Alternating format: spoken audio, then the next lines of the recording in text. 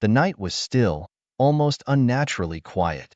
I could hear the hum of the refrigerator in the kitchen, the distant sound of a car passing by, and my own heartbeat pounding in my ears. Dan sat across from me, flipping through his phone, blissfully unaware of the bomb I was about to drop. I took a deep breath, feeling the words claw their way up my throat. Dan, there's something I need to tell you, I blurted out, my voice barely above a whisper. He looked up, eyebrows raised, curiosity flickering in his eyes. I've been thinking. About us. About being shared, I said, my face burning with embarrassment. The words hung in the air, heavy and ominous. For a moment, there was nothing but stunned silence. I could see the wheels turning in Dan's head, processing what I had just said. Then, to my surprise, a slow smile spread across his face. Are you serious? He asked, his voice tinged with excitement. I nodded, my heart racing. This could either go really well or spectacularly wrong. There was no in-between. I've actually thought about it too, Dan admitted, his eyes gleaming. I just never had the guts to bring it up. Well, that was unexpected. We spent the rest of the evening talking, setting boundaries, and discussing potential scenarios. It was weirdly exhilarating, planning this out together. I felt a strange mix of anxiety and anticipation bubbling inside me. The next night, over dinner, we got into the nitty-gritty details. Dan, ever the planner, suggested involving his best friend, Mark. Mark was charming, discreet, and, most importantly, someone we both trusted. As we cleared the dishes, Dan picked up his phone to call Mark. My nerves were on edge as I listened to the one-sided conversation. When Dan hung up, he looked at me with a grin. Mark's coming over tomorrow night, he said. He's intrigued, but wants to talk it through first. The following day was a blur of preparation and anxiety. By the time the doorbell rang, my stomach was in knots. Mark walked in, all casual charm and easy smiles. We had drinks, made small talk, and danced around the elephant in the room. Finally, Dan brought it up. Mark looked at us, a mix of intrigue and caution in his eyes. I'm open to it, Mark said slowly, but only if everyone's comfortable. We all agreed to take it slow, start with dinners to build familiarity. The first encounter was awkward as hell but also thrilling. There was an electric undercurrent that none of us could ignore. Over the next few weeks, Mark became a regular at our dinner table. The dynamic between us began to shift. There were subtle touches, lingering glances, and an undeniable tension that built with each passing night. One evening, after another of our increasingly intimate dinners, I caught Mark's eye across the table. There was a spark there, something raw and unspoken. I glanced at Dan, who was watching us with a strange mix of possessiveness and excitement. The stage was set, this was just the beginning, and I had no idea where it would lead. But I was ready to find out. I never thought I'd find myself in this situation, but here I was, setting the table for another one of our twice-weekly dinners with Mark. It had become a regular thing, almost routine, but the excitement hadn't worn off. If anything, it was getting more intense. Every visit, we pushed the boundaries a little further, and I couldn't help but wonder where this was all leading. It started innocently enough, or as innocent as this kind of thing can be. We established a schedule, Mark visiting every Tuesday and Saturday. Each interaction was bolder than the last. Subtle touches turned into not-so-subtle ones, and our conversations grew more explicit. I felt a thrill each time, a mix of fear and exhilaration. Then, one evening, after an especially intense session, Dan dropped a new idea on me. What if we recorded this? He asked, his eyes gleaming with excitement. I hesitated, the thought of having our escapades documented making my heart race for all the wrong reasons. But then again, it was another layer of thrill, wasn't it? I agreed, thinking it might add to the excitement. We bought a discreet camera, and Dan eagerly took on the role of director. It felt strange at first, being on camera, but soon it added a whole new dimension to our encounters. The exhibitionism was intoxicating, a secret we shared that made every moment feel more charged. Of course, people started noticing Mark's frequent visits. Our neighbors, our friends, they all seemed curious about why he was around so much. We crafted a story about working on a business project together, which surprisingly, everyone seemed to buy. It was almost laughable how easily they accepted it. Little did they know what was actually going on behind closed doors. One weekend, we decided to take a little getaway. The three of us headed to a cabin in the mountains, and the change of scenery was just what we needed. Away from prying eyes and daily routines, our interactions were more intense and liberating. I felt a sense of freedom I hadn't realized I craved. Everything seemed perfect. Back home, reviewing the footage became part of our routine. We'd sit together, analyzing each encounter, discussing what we enjoyed and how we could push our boundaries even further. It was like watching an action replay of our lives, each frame a reminder of how far we'd come and how much further we could go. But as thrilling as it all was, I couldn't ignore the changes in Dan. He was becoming more possessive, more protective. It was subtle at first, a lingering hand on my shoulder, a look that lasted a bit too long. But soon, it was clear. He was having a hard time sharing me, despite the initial excitement. His jealousy was a new wrinkle in our arrangement, one that added a complex and, frankly, confusing layer to our relationship. I started to wonder if this was sustainable. Was the thrill worth the tension? Could we find a balance? Or were we heading towards a crash? Every glance, every touch from Mark felt like a spark, but in the back of my mind, Dan's growing possessiveness loomed like a storm cloud. As I set the last of the silverware on the table, I took a deep breath. Tonight was another dinner with Mark, another step in our unpredictable journey. I had no idea what was going to happen, but I knew one thing for sure. It was going to be anything but boring. Hey, how about we mix things up a bit? Dan's voice broke through my thoughts as we cleaned up after yet another intense dinner with Mark. My curiosity piqued. I looked up from the dishes. This usually meant Dan had some wild idea up his sleeve, and judging by the glint in his eyes, tonight was no exception. What do you mean? I asked, trying to sound casual while my mind raced with possibilities. Well, what if we involved another couple? Dan suggested, his tone almost too nonchalant for the bombshell he just dropped. I blinked. Another couple? My first reaction was to laugh off the suggestion, but then curiosity started to gnaw at me. Could this work? Would it make things better, or just mess them up more? I don't know, Dan. Sounds complicated, I said, though the idea had already started to take root in my mind. We met Sarah and Tom at our gym, a fit, fun couple who seemed pretty open-minded. After a few casual outings, Dan and I decided to test the waters.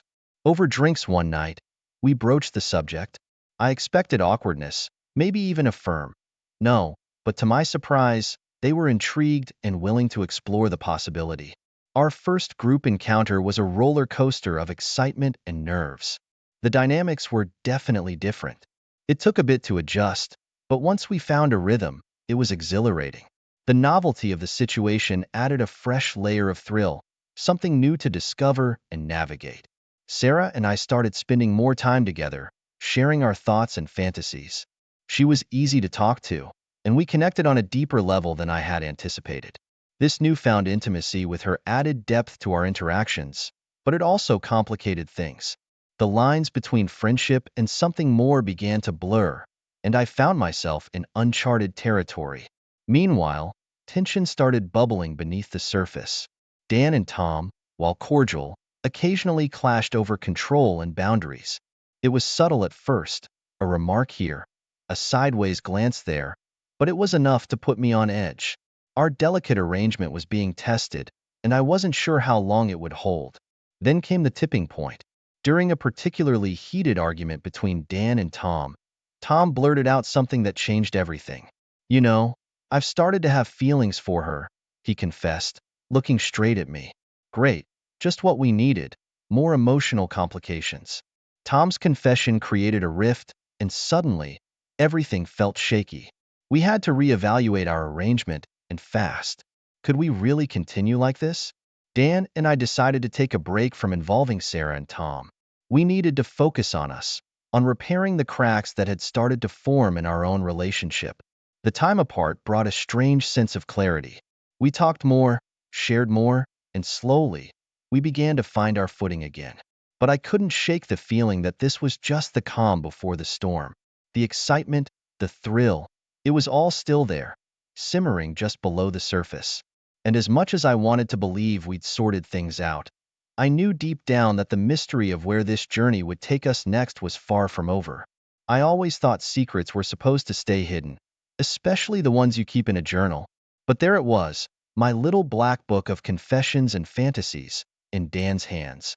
He must have found it while looking for something else. Classic snooping gone wrong. The look on his face was a mix of betrayal and confusion, like I just slapped him with the truth. You kept a journal about this? His voice was barely above a whisper, but the hurt was loud and clear. Great, just great, as if things weren't complicated enough already. I felt a lump form in my throat as I tried to muster an explanation. Dan, it's not what you think, I started, but the words sounded hollow even to me. He put the journal down, his eyes hardening. The conversation that followed was brutal. We sat at the kitchen table for what felt like hours, hashing out every little detail. He admitted his fears and insecurities, things he'd never voiced before. I felt a mix of guilt and relief. Guilt for betraying his trust, but relief that we were finally talking about the elephant in the room. We agreed to take a step back from our adventures. It was hard to imagine our life without the thrill of it all, but we needed to rebuild trust. The period that followed was challenging, to say the least. We spent more time together, just the two of us, trying to reconnect. It felt strange, almost like we were starting over, but it was necessary. Mark, sensing the tension, started to distance himself. His absence was like a missing piece in our puzzle. It added another layer of complexity to our already strained situation. I missed him more than I cared to admit, but I had to focus on us. In an attempt to break the monotony, we decided to take a trip. A change of scenery, away from our daily routine, seemed like a good idea. We headed to a quiet beach town, hoping to rediscover each other amidst the sound of waves and the smell of salt air. One evening, while having dinner at a seaside restaurant, we met a couple who were also exploring similar dynamics. Their openness and honesty were refreshing. Hearing about their experiences provided a fresh perspective. They shared tips on maintaining balance and trust, which resonated deeply with us. By the time we returned home, we felt a renewed sense of purpose and commitment. The trip had done wonders for our relationship. We were ready to navigate our complex desires with newfound clarity. It wasn't going to be easy, but we were stronger and more connected than ever. As we settled back into our routine, I felt a cautious optimism. Our journey was far from over, and there would undoubtedly be more challenges ahead. But for the first time in a while, I felt hopeful. We had faced a storm and come out the other side, not unscathed, but certainly more resilient. And that, I realized, was the most thrilling adventure of all. You know that feeling when you think you've finally got everything under control, and then life decides to throw you a curveball. Yeah, that was me, just as we were starting to find our footing again. One evening, out of the blue, I got a text from Mark. He wanted to meet up, cautiously stepping back into our lives like a cat testing the water. His return brought back a flood of old feelings and desires, ones I thought I'd managed to tuck away neatly. We agreed to meet for coffee. It felt like old times, but with a new layer of tension. Mark was careful, respectful of the delicate state of our relationship. We talked about everything and nothing, dancing around the topic we both knew was at the forefront of our minds. As we left the cafe, I felt a familiar thrill, mixed with a hint of anxiety. When I told Dan about my meeting with Mark, I expected a mix of reactions. Instead, he surprised me by suggesting we slowly resume our interactions with Mark, but this time, with clearer boundaries and more open communication. It was like opening a door we had cautiously closed, and the dynamic, though different, was equally thrilling. Our encounters started to pick up pace, becoming more adventurous. Dan, ever the planner, suggested new scenarios and settings. Each experience felt like uncharted territory, bringing us closer together. It was intoxicating, the mix of adrenaline and intimacy. Then came another twist. Sarah and Tom reached out. They expressed their desire to reconnect. Given our past, I was skeptical, but Dan was all for it, provided we set stricter rules and kept the lines of communication wide open. Reintroducing Sarah and Tom added a fresh wave of excitement. We organized group activities that extended beyond our private encounters, dinners, game nights, even a hike. It was like building a new kind of friendship, one with layers we all understood but didn't need to discuss openly. A weekend retreat was the real test. We rented a cabin by the lake, away from prying eyes and daily distractions. The freedom of the secluded environment allowed us to experiment with new dynamics and roles. It was liberating, an escape from reality, but it also peeled back layers, revealing underlying tensions we hadn't addressed. Tom's feelings for me resurfaced, creating friction. I could see it in his eyes. The way he lingered a bit too long, the subtle changes in his demeanor. Dan noticed too. His jealousy and protectiveness flared up, challenging the delicate balance of our arrangement. It was like trying to walk a tightrope in a storm. We had a long, heated conversation that night, the kind where every word feels like a step on a minefield. Dan's jealousy was a beast we couldn't ignore. He admitted his fears, and I confessed my confusion and guilt. It was raw and real, but it was also necessary. By the end of the retreat, we had a clearer picture of where we stood. The thrill was still there, but so was the understanding that our boundaries needed constant attention. We returned home with a renewed sense of purpose, determined to navigate our complex desires with eyes wide open. Life had thrown us another curveball, but maybe, just maybe, we were starting to get better at catching them. The journey was far from over, and I couldn't help but feel a mix of excitement and dread for what lay ahead. But for now, we were back in the game, and that, in itself, was a small victory. You seriously need to back off. Dan's voice cut through the room like a knife. I stood frozen, my heart pounding. Tom's expression was equally fierce, his hands clenched into fists. The tension was so thick you could cut it with a knife. Or what, Dan? You think you can just dictate how this goes? Tom shot back, his tone equally sharp. Great, just what we needed. A full-blown confrontation. The carefully balanced dynamic we'd built was crumbling right before my eyes. I had to intervene before things got worse. Stop it, both of you, I shouted, stepping between them. This isn't helping anyone. The argument forced us to address the underlying issues we'd been avoiding. Our group dynamic was strained, and we had to face the possibility that our arrangement might not be sustainable. Mark, ever the mediator, offered to help. He suggested ways to improve communication and rebuild trust. His involvement eased the tension temporarily, but the strain was still there, lurking beneath the surface. Despite Mark's best efforts, the situation proved too much. Sarah and Tom decided to step back, leaving Dan and me to focus on our own relationship. Their departure was a blow, a reminder of how fragile our arrangement really was. Dan and I had a series of intense discussions, reevaluating our desires and boundaries. We realized we needed a more stable foundation if we were going to make this work. The conversations were exhausting but necessary, peeling back layers of insecurity and mistrust. In a bid to salvage our relationship, we sought counseling. The sessions were tough, brutally honest, and emotionally draining, but they provided the tools we needed to rebuild trust and intimacy. We learned to communicate better, to understand each other's fears and needs. During this period, Mark's role shifted from participant to confidant.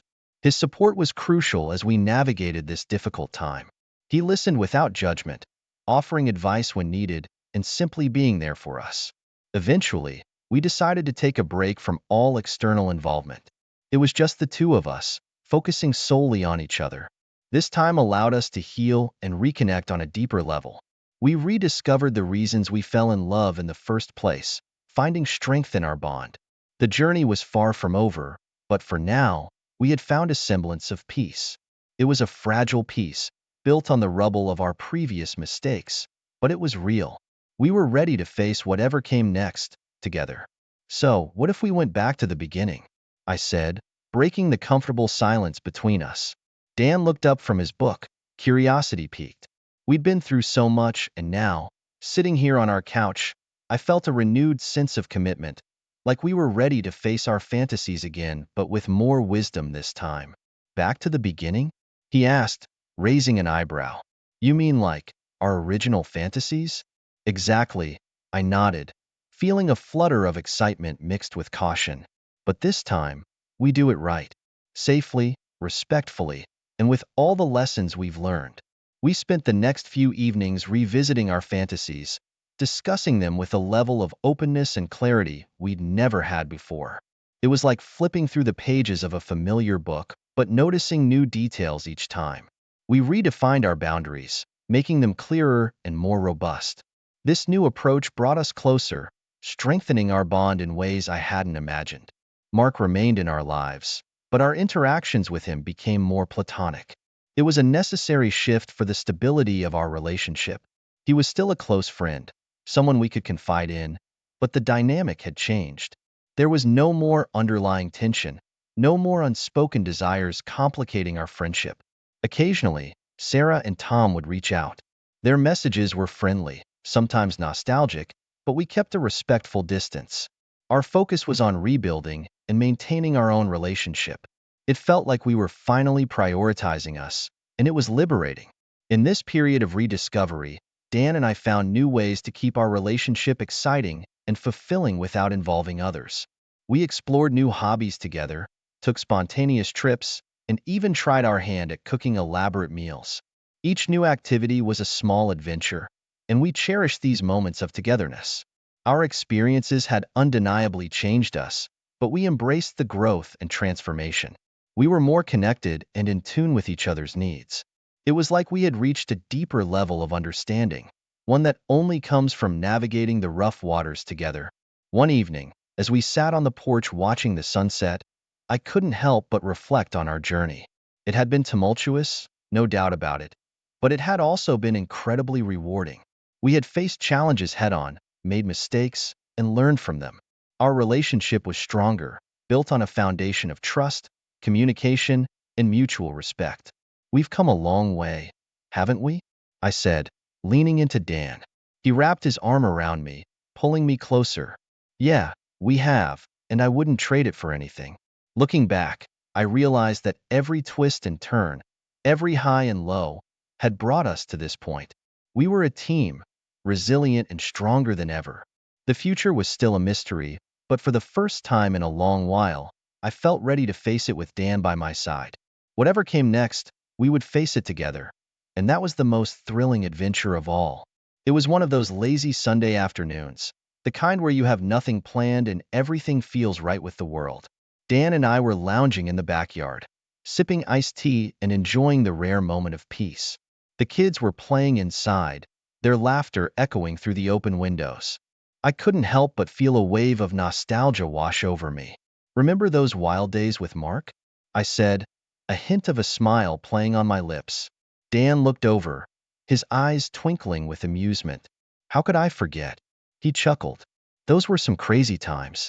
Years had passed since our whirlwind adventures. They had shaped us in ways I never expected, but they no longer defined who we were. Instead, they were like old photographs, faded but cherished memories that we looked back on with a sense of wistfulness. Mark had moved away for a new job opportunity. It was bittersweet seeing him go, but we knew it was for the best. We kept in touch, our friendship enduring despite the distance. The dynamic had changed, of course, but the bond remained strong. We'd talk occasionally, sharing updates about our lives and reminiscing about the past. Sarah and Tom had also moved on, finding new paths and relationships. We wished them well, but kept our distance. There was no animosity, just an understanding that our lives had taken different directions. Our focus shifted to building a family. It was a new kind of adventure, one filled with its own set of challenges and rewards. Channeling our energy into creating a nurturing and loving environment for our children was both exhausting and fulfilling. Every day brought new lessons, and our past experiences had taught us valuable ones about communication, trust, and boundaries. These lessons became the cornerstone of our relationship. We'd occasionally discuss our fantasies, but with a clearer understanding of our limits and desires. The openness remained, but the focus was on each other. It felt like we had finally found our rhythm, a balance that worked for us. As I looked over at Dan, I realized just how far we'd come. Our journey had come full circle. We were no longer defined by our past adventures, but enriched by them. They had made us stronger, more connected, and more in tune with each other than ever before. Do you ever miss it? I asked, not entirely sure what answer I was expecting. Dan took a moment, then shook his head. Not really. I mean, it was fun while it lasted, but I'm happy with where we are now. I nodded, feeling a sense of contentment wash over me. Our past was a part of us, but it didn't define us. We had grown, evolved, and come out stronger on the other side. The thrill of the unknown had been replaced by the comfort of knowing we could face anything together. Here's to the future, I said, raising my glass. Dan clinked his glass against mine. To the future. As we sat there, enjoying the simplicity of the moment, I knew that whatever challenges lay ahead, we would face them together. And that was the most thrilling adventure of all. We should write a book. I blurted out one evening, mid-wine sip.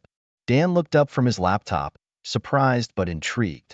The idea had been swirling in my mind for a while, and I couldn't shake it off. Our journey had been one hell of a ride, and maybe, just maybe, it could help others. About us? He asked, still processing. Yeah, about everything. The good, the bad, the crazy, I replied, feeling a mix of excitement and nerves. It could be cathartic, you know? And maybe it'll help solidify everything we've been through. The process of writing our book was indeed cathartic.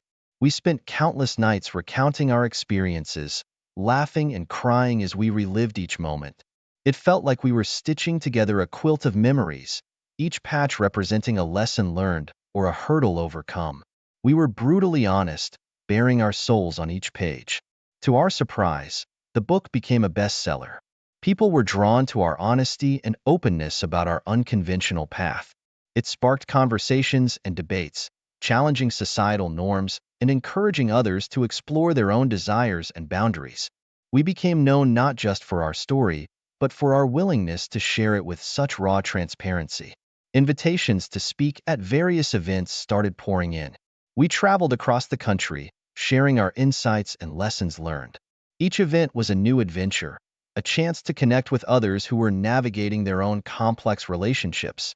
Our story resonated with many, providing inspiration and guidance. It was humbling and empowering at the same time. Of course, our new public persona brought its own set of challenges. Not everyone was supportive. There were skeptics and critics, people who couldn't understand or accept our journey. But we navigated these challenges together, leaning on each other for strength.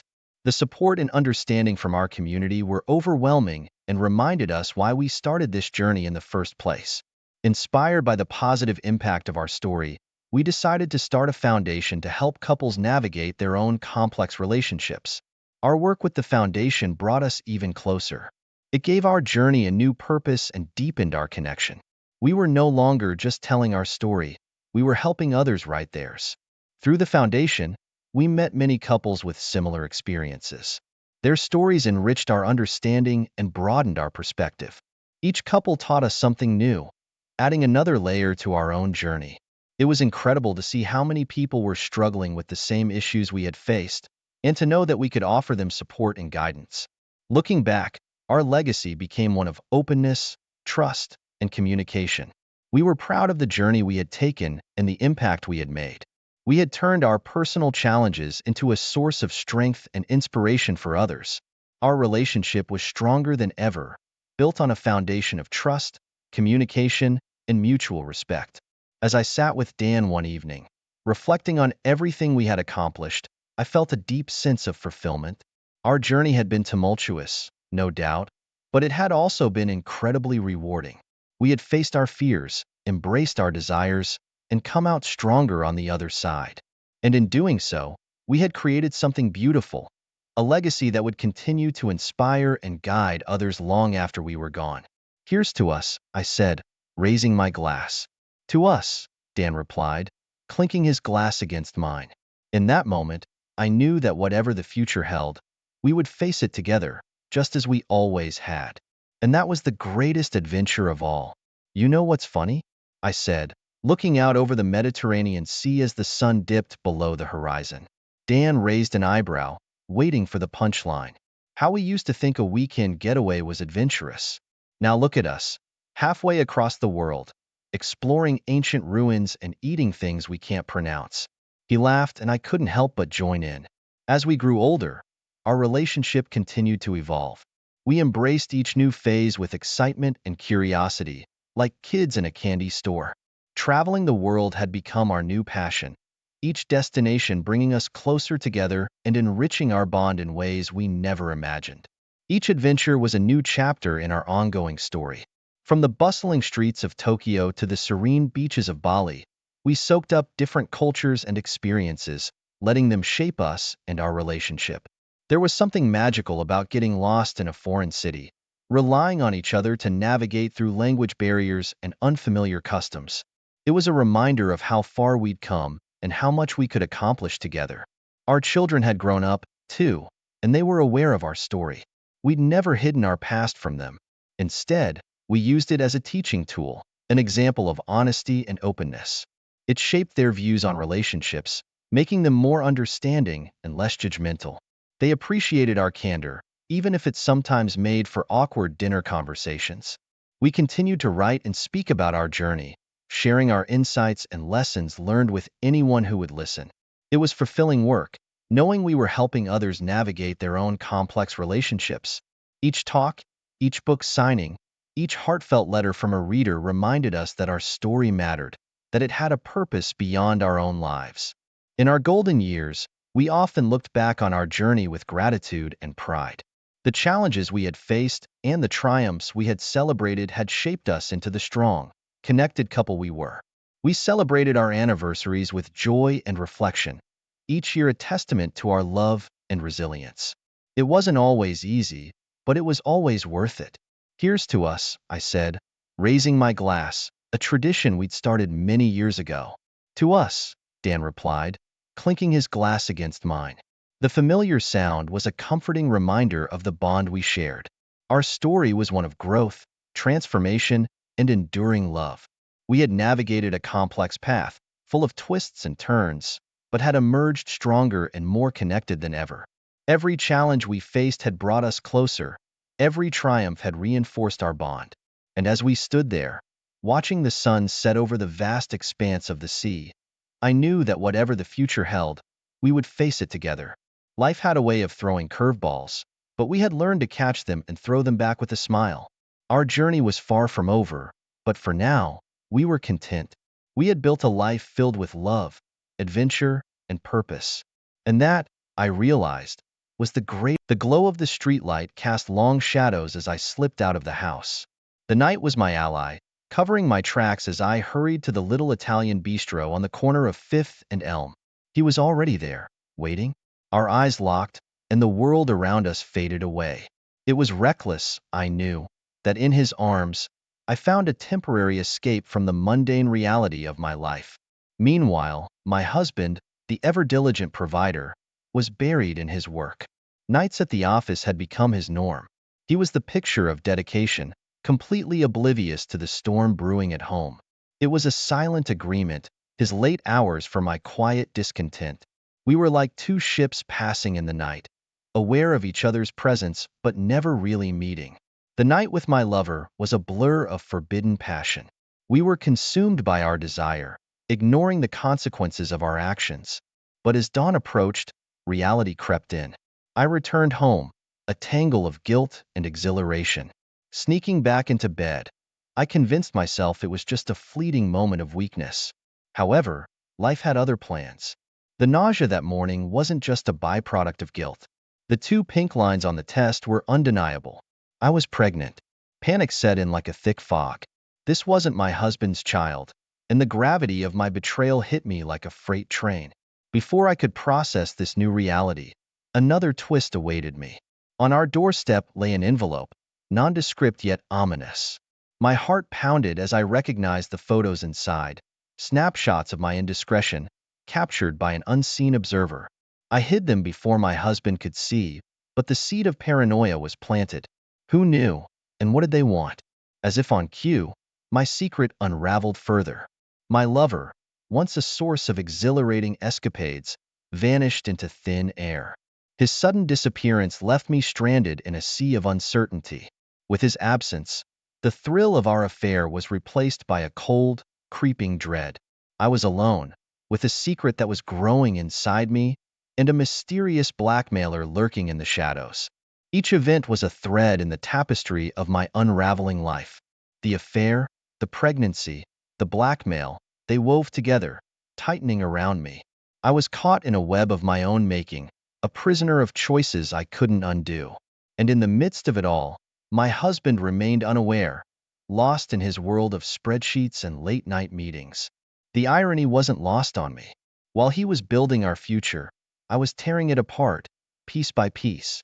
"Let's do something special for our anniversary," my husband announced one evening, breaking the silence that had become a regular dinner guest. His attempt at rekindling our connection was touching, yet it filled me with an inescapable dread. The distance between us had grown into a chasm, widened by my secret liaisons and the life growing inside me. I tried to muster enthusiasm, but my mind was a whirlwind of guilt and fear. Every smile, every touch from him was a reminder of my betrayal. I started to lose myself in this turmoil, snapping at small things, forgetting meals, and retreating into a shell he couldn't reach. My erratic behavior didn't go unnoticed, but he mistook it for stress or perhaps disinterest. Meanwhile, our nosy neighbor, Mrs. Jenkins, had become a menacing figure in my life.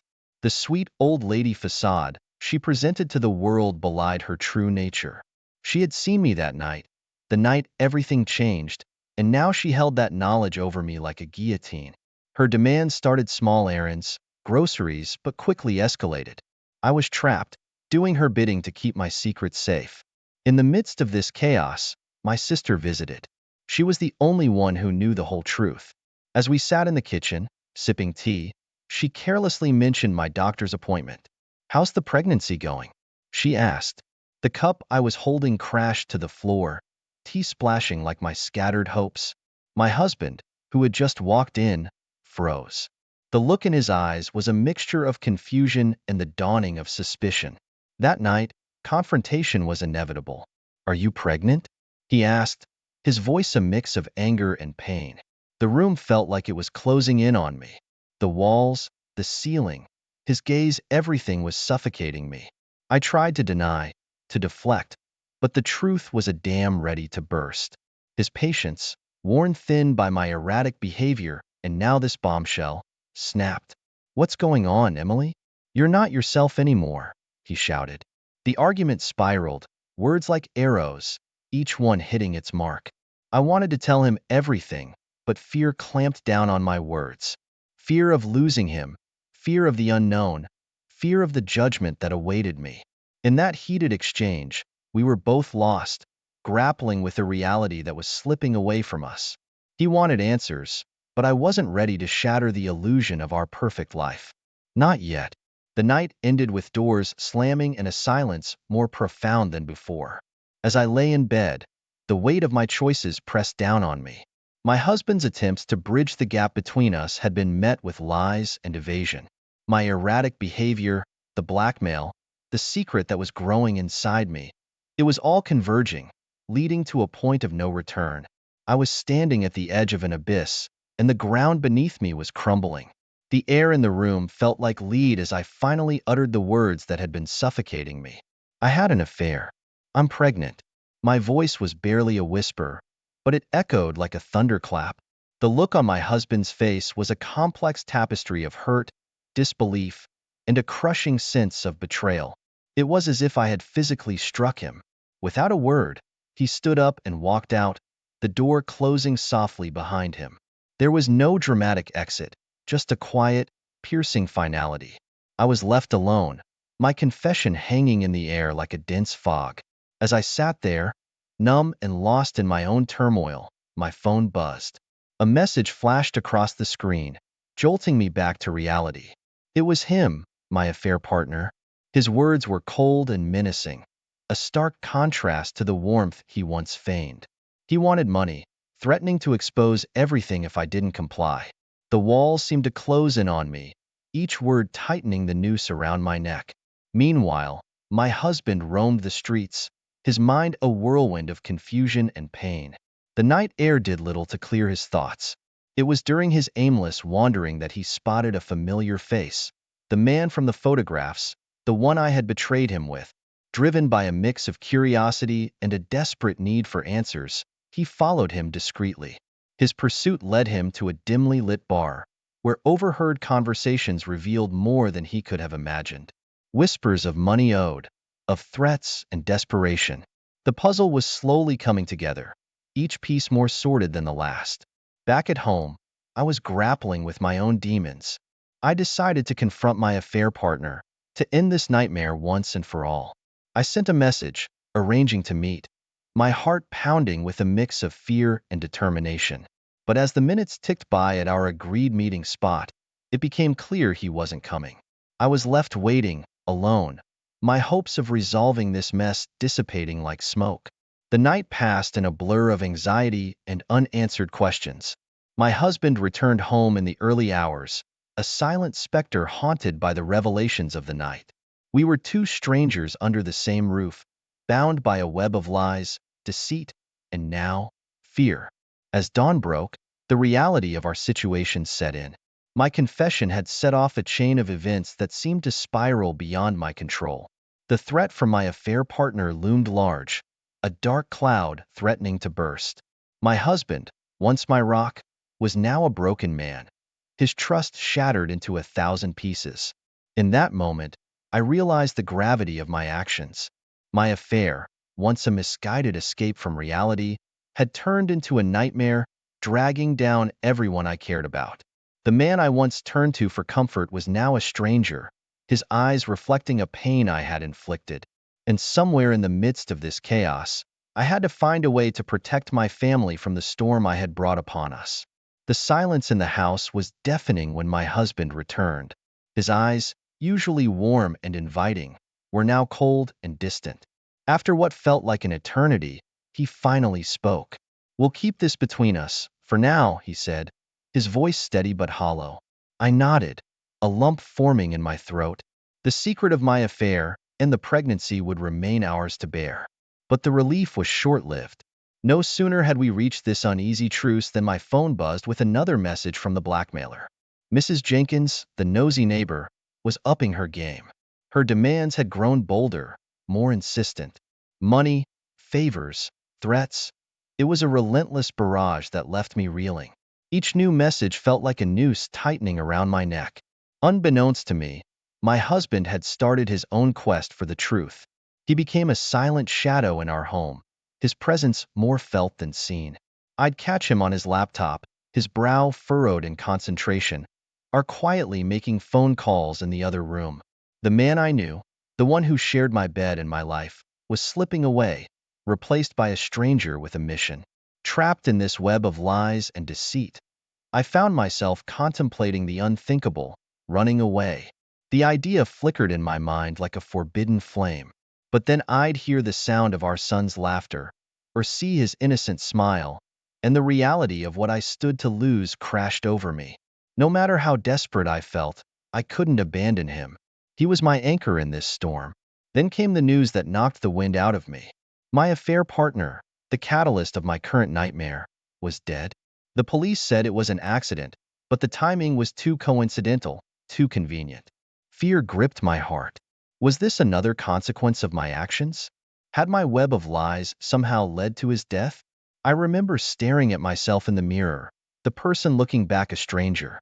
Dark circles under my eyes, a pallor to my skin.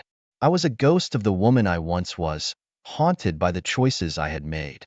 My husband, once my partner and confidant, was now a detective in his own home, piecing together the fragments of my betrayal. As I lay in bed that night, listening to the sound of my husband typing away in the other room, the walls of our home felt like a prison. The secret of the affair and the pregnancy, once a burden shared between us, had become a chasm, separating us further with each passing day. The blackmailer's threats, the constant fear, and now the death of my affair partner. It was all closing in on me. I was caught in a storm of my own making, and there was no way out. The tension in our house was like a thick fog, impossible to ignore. I could feel my husband's eyes on me, filled with a mix of concern and something darker. It was during one of his silent observations that he stumbled upon a piece of the puzzle that had become our lives. A message, carelessly left open on my laptop, revealing the blackmail I'd been struggling to hide. His reaction, though, was not what I expected. He saw it as a threat for money, a random act of extortion. If only it were that simple. In a fit of desperation, I confronted Mrs. Jenkins, the nosy neighbor turned blackmailer. My voice trembled as I threatened to go to the police. It was a bluff, a weak attempt to regain some control, but she was unfazed. With a smug look, she revealed her trump card: more incriminating evidence. Pictures, messages, proof of my indiscretion that could shatter the fragile facade of my family life. My bravado crumbled, and I retreated, feeling more trapped than ever. Meanwhile, my husband's quest for answers led him to Mrs. Jenkins' doorstep. He was a man on a mission, his usual warmth replaced by a steely determination. I watched from the window as they talked, his body language tense, hers defensive. It was a confrontation that seemed to stretch on for hours. When he finally returned, his face was a mask of confusion and anger. Mrs. Jenkins had confessed to the blackmail, but her story was a web of lies. She claimed it was because we owed her money, a ludicrous accusation, but one that my husband seemed to consider. The truth, the real, ugly truth, remained hidden, just out of reach. That night, as we lay in bed, a chasm of unspoken words between us, I realized the full extent of the mess I had created. The blackmail was no longer just my burden. It had seeped into every aspect of our lives, tainting everything it touched. My husband, who I once shared everything with, was now a stranger, piecing together a puzzle I wished would remain unsolved. The next morning, I watched him leave for work, his usual goodbye kiss absent. The routine we had built over the years was crumbling, each day a reminder of the lies that lay between us. As I stood there, in the quiet of our home, the weight of my secrets felt unbearable. The blackmailer's grip on my life tightened with each passing day. The fear of exposure, the guilt of my affair, and the constant threat hanging over my head, it was a living nightmare. And as I looked at the pictures of my family on the mantel, a family that was slowly slipping away, I couldn't help but wonder if there was any way back from the brink. The days blurred into a nightmarish loop, each one bringing its own hell. It began with the anonymous threats, messages filled with sinister undertones that made my blood run cold. "We know what you did," one read. Another, "You can't hide forever." Fear became my constant companion, whispering dark thoughts and worst-case scenarios. In the midst of this terror, my husband stepped in, playing the role of the protector. I found out later that he'd paid off Mrs. Jenkins, the blackmailer. He thought he was helping, shielding me from harm, but his actions only deepened the chasm of lies and deceit between us. The money he paid was like a bandage on a wound that required surgery, temporary relief that didn't address the underlying issue. The guilt of my affair, the pregnancy, and now the threats, it all became too much. I started to withdraw, losing myself in a fog of despair. Meals went uncooked, laundry piled up, and the worst part, I started neglecting our son. His little face, once a source of joy, now reminded me of everything I stood to lose. I watched him from a distance, unable to bridge the gap my actions had created. My husband, always attentive, couldn't help but notice the change. His concerns soon turned to frustration, then to a resigned distance. He picked up the slack where I faltered, becoming both mother and father to our son. I watched them together, a pang of longing mixed with regret stabbing at my heart. They were a unit, and I, the outsider, had alienated myself through my own choices. One evening, as I watched them playing in the living room, something inside me shifted. It was like waking up from a long, troubled sleep. I realized that this charade couldn't go on. The lies were suffocating us, turning our home into a house of cards, ready to collapse at the slightest breeze. I waited for my husband to put our son to bed, the sound of their laughter a bittersweet melody. When he finally emerged, his face weary, I knew it was now or never. My heart raced as I approached him, my mouth dry, my hands trembling. The words I had kept buried for so long fought their way to the surface. "I need to tell you everything," I began, my voice barely a whisper. He looked at me, his expression a mix of weariness and a faint glimmer of hope. The hope of a man desperate for a reason to keep fighting for what was once a beautiful relationship. I told him about the affair, the real reason behind the blackmail, and the pregnancy. The words tumbled out, messy and painful, but necessary. His reaction was a complex tapestry of emotions: shock, hurt, anger, and beneath it all, a deep, resonating sadness. As I spoke, it felt like a dam breaking inside me, releasing months of pent-up guilt and fear. It was the most honest I had been in a long time. I watched as he absorbed my confession, his face a mask that I couldn't read. The future of our family, once so bright and promising, hung in the balance. And there I was, laying bare the ugly truth that could either be the first step towards healing or the final blow to what we had built together. The moment I decided to come clean, to unload the burden of my secrets, my husband stopped me dead in my tracks. "I already know about the affair," he said, his voice steady but laced with a pain that cut deeper than any knife. The room spun, my confessions stuck in my throat. He had known all along, living with the bitter truth while I struggled with my guilt. His next words fell like hammer blows. "I want a divorce and full custody of our son." It felt like the ground beneath me had given way. The thought of losing my son, the only pure thing left in my life, was unbearable. In a state of desperation, I agreed to his terms. Anything, I thought, to keep even a sliver of my son's life in my hands. The divorce proceedings started soon after, a whirlwind of legal terms and signatures that blurred into one long, painful process. Word of my infidelity spread like wildfire, fueling gossip and judgment. Friends I had known for years turned their backs, their sympathetic smiles replaced by cold shoulders. My social circle, once a source of comfort and laughter, had evaporated, leaving me in a void of isolation.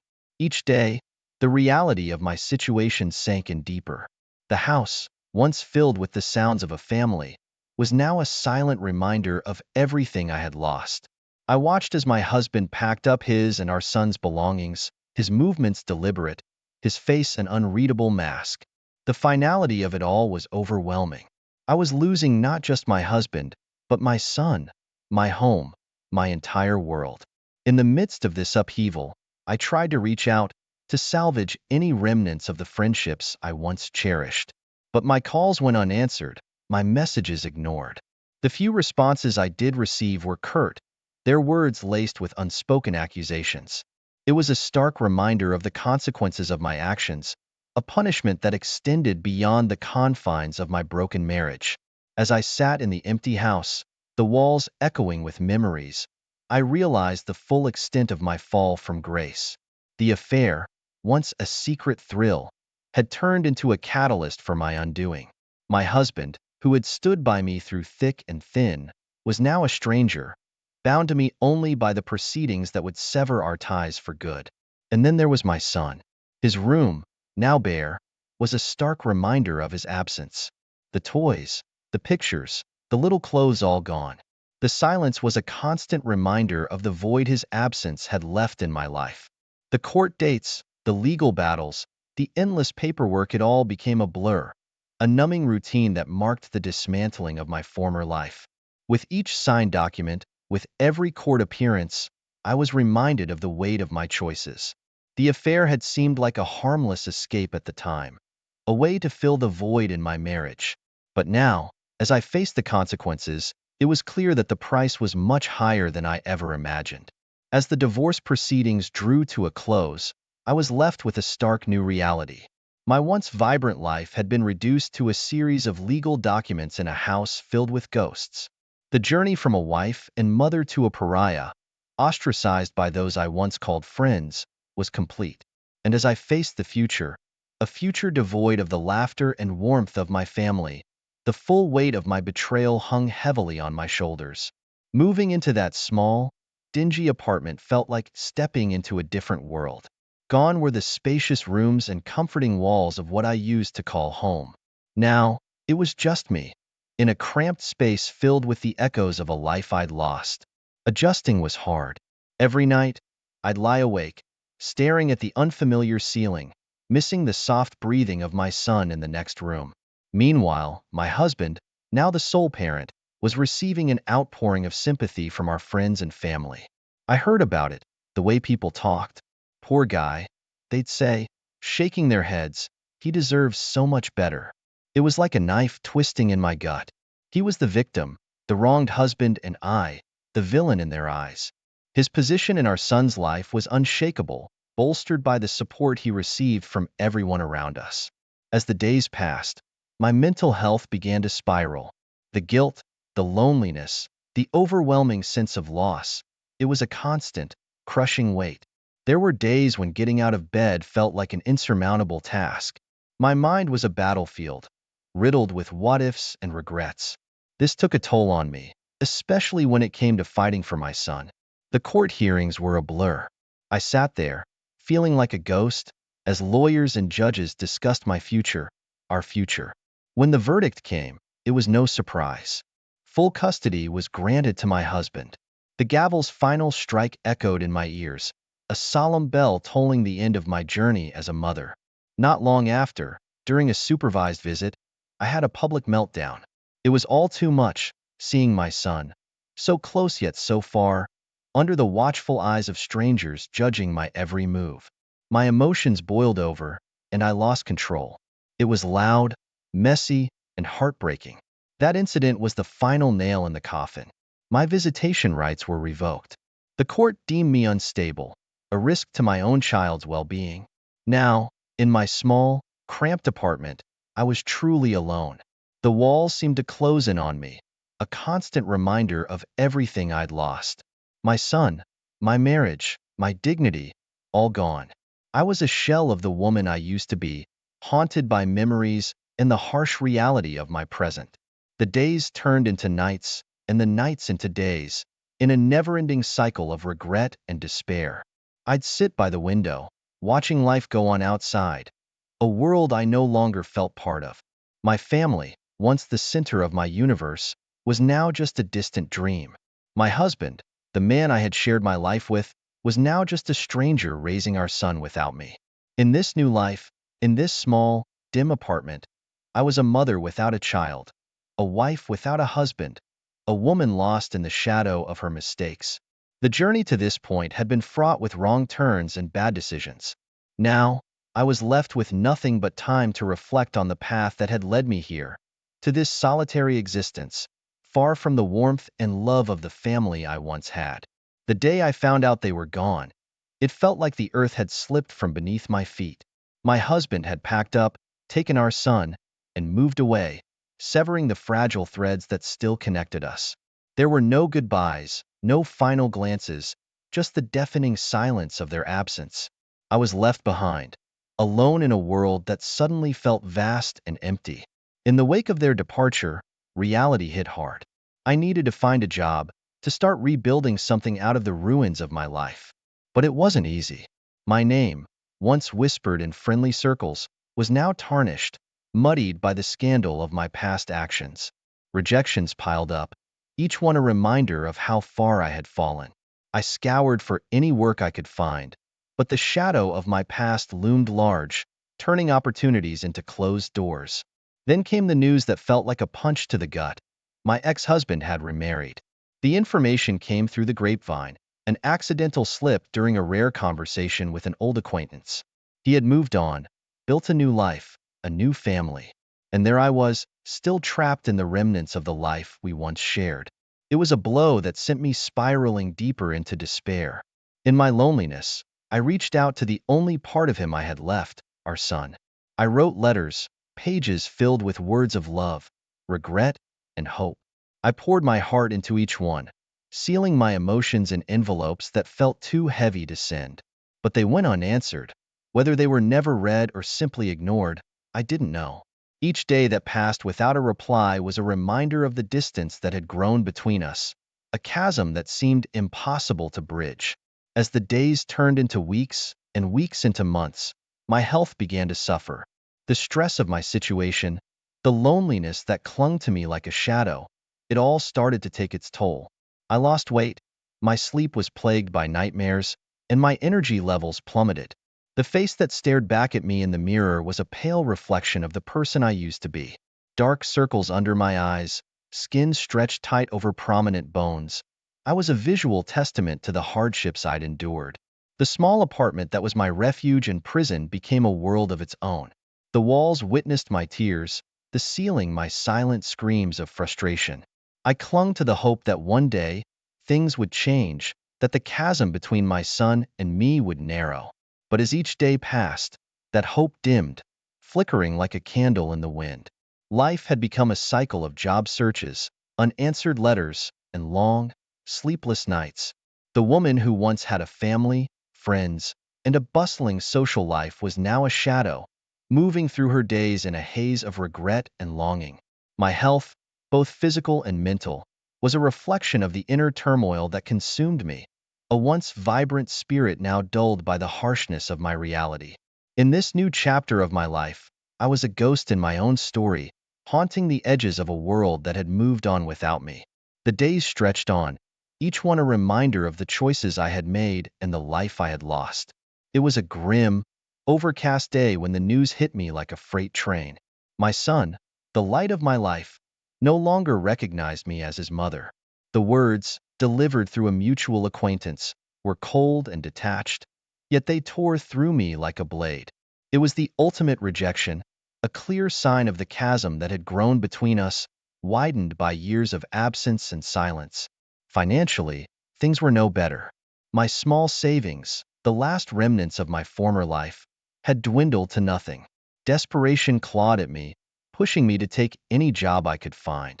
My days were filled with menial tasks, far removed from the life I once knew. Each day was a struggle, a grueling reminder of how far I'd fallen. Cleaning, waiting tables, late-night shifts at a convenience store.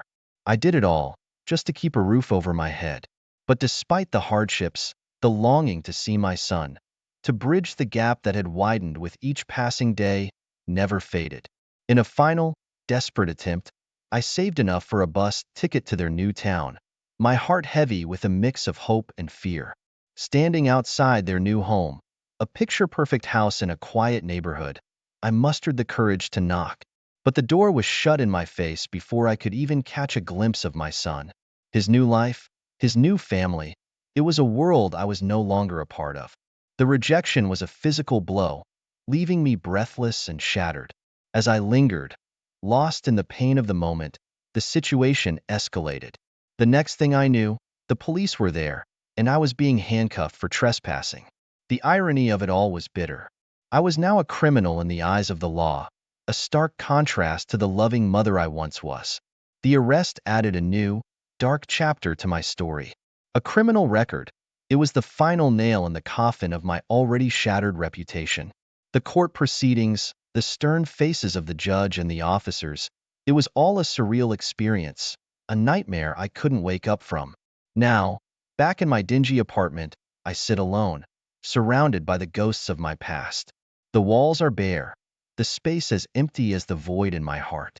My life, once filled with laughter, love, and the warmth of a family, was now reduced to this, a solitary existence, marked by loss and regret. As I reflect on the choices that led me here, the journey from a loving wife and mother to a pariah, the reality of my situation sinks in. There's no going back, no chance to rewrite the past. The affair, the lies, the consequences of my actions, they've all led me to this moment. The story of my life, once a tale of happiness and love, has ended in a way I never imagined. Sitting in this cold, uninviting apartment, I'm haunted by what-ifs and memories of a time when things were different. But the harsh truth remains, I am alone, a shadow of the woman I once was, with no hope of reconciliation or redemption. The path I chose has led me here, to a life of solitude and regret, far removed from the love and joy that